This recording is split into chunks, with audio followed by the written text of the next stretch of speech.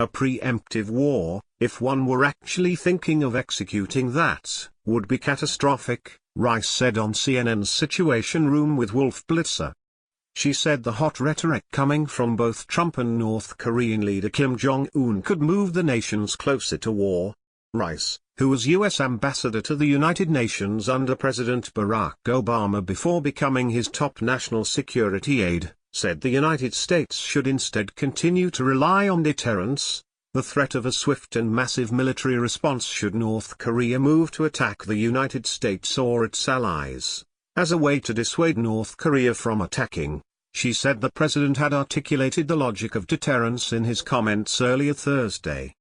The core of what President Trump said today, discounting for the rhetoric, was if North Korea were to attack the United States, and obviously Guam is part of the United States, we would respond with the full force of our capabilities, Rice said.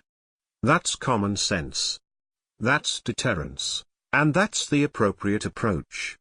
However, she said Trump's apparently improvised threat earlier in the week, that the United States would potentially respond to further North Korean threats and nuclear developments with unprecedented force, outlined a dangerous proposal.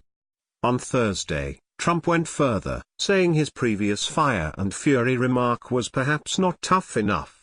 Rice said North Korea always reacts to outside pressure with vitriol, and warns Trump not to respond to Kim's heated rhetoric in kind. Last week, the UN Security Council voted unanimously to increase sanctions on North Korea, and Rice said those sanctions, paired with military exercises in the region, meant it was almost inevitable that Kim would make threats. We just can't react to every statement or verbal provocation, Rice said.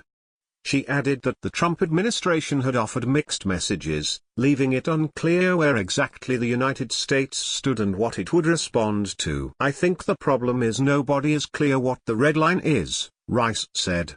Trump has made a vocal and purposeful shift in posture from his predecessors, blasting their inability to prevent North Korea from developing nuclear weapons and missiles capable of reaching the United States.